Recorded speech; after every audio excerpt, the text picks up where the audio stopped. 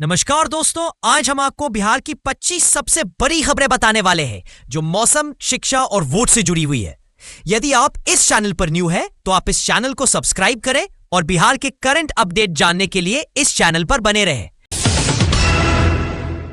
Bihar cabinet ने 5 star hotel परियोजना को मंजूरी दी। राज्य सरकार ने पटना के बैंकीपुर बस स्टैंड के निकट 3.4 एकड़ जमीन पर सार्वजनिक निजी भागीदारी पीपीपी मॉडल से 5 स्टार होटल बनाने का लेटर ऑफ अवार्ड जारी किया। ये 3 प्रमुख होटल परियोजनाओं में से एक है। पीएम मोदी करेंगे एनआईटी पटना के बेहटा परिसर का उद्घाटन। प्रधानमंत्री नरेंद्र मोदी 4 अक्टूबर को वीडियो कॉन्फ्रेंसिंग के माध्यम से एनआईटी पटना के बेहटा परिसर को राष्ट्र को समर्पित करेंगे। इस कार्यक्रम की घोषणा संस्थान के निदेशक ने की। पीएम मोदी ने 62,000 करोड़ के युवा केंद्रित कार्यक्रमों की शुरुआत की। केंद्र सरकार ने बिहार पर विशेष ध्यान देते हुए शिक्षा, कौशल विकास और उद्यमिता को बढ़ावा देने वाले योजनाओं का शुभारंभ किया। ये योजनाएं युवाओं को स्वरोजगार व बेहतर अवसर देने पर केंद्रित है। नए स्किल यूनिवर्सिटी का बिहार में शुभारंभ और युवाओं को संबोधन। पीएम मोदी आज बिहार में एक नई स्किल यूनिवर्सिटी का उद्घाटन करेंगे और युवाओं को प्रेरित भाषण देंगे। ये कदम राज्य के कौशल क्षेत्र को मजबूती देने का है। 3 बड़े गंगा मार्ग सड़क प्रोजेक्ट्स 17,000 करोड़ रुपए के। बिहार सरकार ने गंगा नदी के किनारे 3 प्रमुख सड़क परियोजनाओं की योजना बनाई है, जिनकी कुल लागत लगभग 17,000 करोड़ है। परियोजनाएं हाइब्रिड एन्युटी मॉडल से होंगी। मुख्य चुनाव आयुक्त 4-5 अक्टूबर को बिहार दौरे पर सीईसी ज्ञानेश कुमार बिहार आ रहे हैं 4-5 अक्टूबर को, और उनकी बैठक से विधानसभा चुनाव 2025 की घोषणा हो सकती है। दौरा चुनाव आयोग की तैयारियों की समीक्षा हेतु है। चुनाव आयोग सीईसी ने बिहार में तैयारियों की समीक्षा शुरू की। सीईसी ज्ञानेश कुमार ने बिहार में चुनावी तैयारियों की समीक्षा करने के लिए कार्यवाही शुरू कर दी है। सभी राजनीतिक दलों से बैठकें होंगी और प्रशासन को दिशा निर्देश दिए जाएंगे। कांग्रेस ने अंतिम मतदाता सूची में गड़बड़ियों का आरोप लगाया। कांग्रेस महासचिव जयराम रमेश ने आरोप लगाया कि बिहार की अंतिम मतदाता भारी त्रुटियां हैं। उन्होंने चुनाव आयोग से निष्पक्ष और पारदर्शी कार्यवाही की मांग की। जननायक नाम के दुरुपयोग पर पीएम मोदी का अग्रिम आरोप। पीएम मोदी ने एक सभा में कहा कि आजकल लोग कर्पूरी ठाकुर के जननायक नाम का दुरुपयोग करते हैं। उन्होंने शिक्षा सुधारों की तारीफ की और स्कॉलरशिप राशि 3,600 रुपए करने की घोषणा की। आईपीएस अधिकारी आदित्य कुमार को निलंबन से बहाल किया गया। 3 वर्ष बाद आईपीएस अधिकारी आदित्य कुमार को निलंबन से मुक्त किया गया है। उन्हें अब पुलिस मुख्यालय में रिपोर्ट करने को कहा गया है, लेकिन जांच प्रक्रिया जारी रहेगी। बिहार में लगातार बारिश के बाद फ्लैश फ्लड अलर्ट जारी। लगातार 4 दिनों की बारिश के कारण बिहार के कई जिलों में जलभराव और बाढ़ की संभावना बढ़ गई है। मौसम विभाग ने फ्लैश फ्लड अलर्ट जारी किया। राजगीर स्पोर्ट्स कॉम्प्लेक्स, बिहार की खेल क्षेत्र में बड़ी पहल। राजगीर में बने आधुनिक स्पोर्ट्स कॉम्प्लेक्स में 28 से अधिक खेलों की सुविधा है। यह बिहार को खेल मुकाबलों व प्रतिभा विकास का केंद्र बनाने की दिशा में एक महत्वपूर्ण कदम है। कॉफी टेबल बुक द्वारा बिहार विधानसभा की विरासत को दस्तावेज किया गया।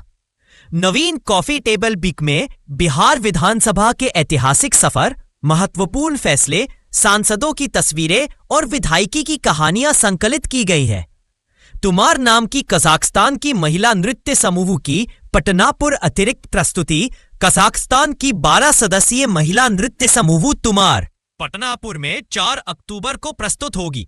यह अंतर्राष्ट्रीय नृत्य महोत्सव का हिस्सा है। पीएम सेतु योजना, आईटीआई केंद्रों की मजबूती एवं स्किल सुधार हेतु पीएम मोदी ने बिहार में आईटीआई केंद्रों को सुदृढ़ करने और युवाओं को बेहतर स्किल देने हेतु पीएम सेतु योजना का शुभारंभ किया है।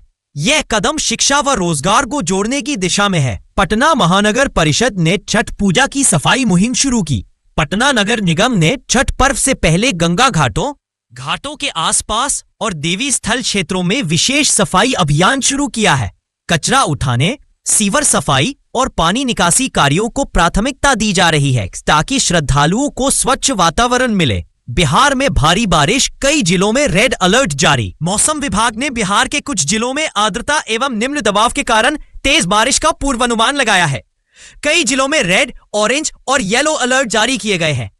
बारिश से तापमान गिरने की संभावना है। बिहार STET 2025 11 अक्टूबर से एडमिट कार्ड डाउनलोड, 14 को परीक्षा। माध्यमिक शिक्षक पात्रता परीक्षा 2025 के लिए बिहार विद्यालय परीक्षा समिति ने एडमिट कार्ड डाउनलोड की शुरुआत 11 अक्टूबर से करने का आदेश दिया है। परीक्षा 14 अक्टूबर को CBT मोड में आयोजित होगी। नीट UG काउंसलिंग 2025 राउंड 3 का शेड्यूल जारी। पंजीकरण शुरू। BCECEB ने बिहार नीट UG काउंसलिंग 2025 के तीसरे राउंड की अधिसूचना जारी की है। रजिस्ट्रेशन 4 अक्टूबर से खुला और 9 अक्टूबर की रात 10 बजे तक चलेगा। सीट अलॉटमेंट परिणाम 14 अक्टूबर को जारी किया जाएगा। चुनाव आयोग ने बिहार की 15 पार्टियों को पंजीयक सूची से हटाया। चुनाव आयोग ने उन 15 राजनीतिक दलों को अपनी पंजीक विशेष सूची से हटा दिया जिन्होंने पिछली 6 सालों में कोई चुनाव नहीं लड़ा। यह कदम चुनाव प्रक्रिया को अधिक पारदर्शी बनाने के उद्देश्य से लिया गया है। चिराग पासवान ने शादी न करने की घोषणा।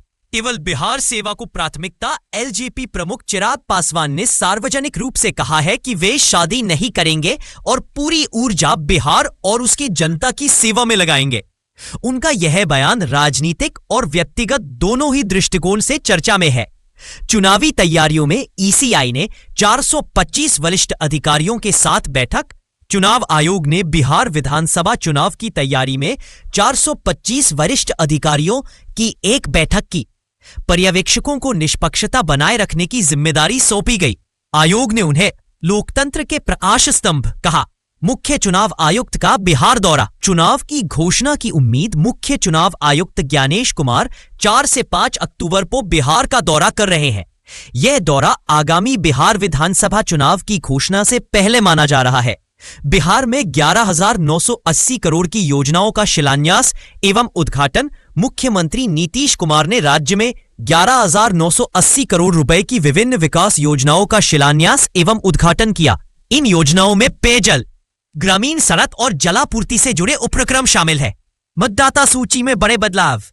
21.5 लाख नए वोटरों का समावेश। चुनाव आयोग ने बिहार की अंतिम वोटर सूची में 21.5 लाख नए मतदाताओं को जोड़ा और 3.67 लाख नामों को हटा दिया। राज्य में अब कुल मतदाताओं की संख्या लगभग 7.5 करोड़ हो गई है।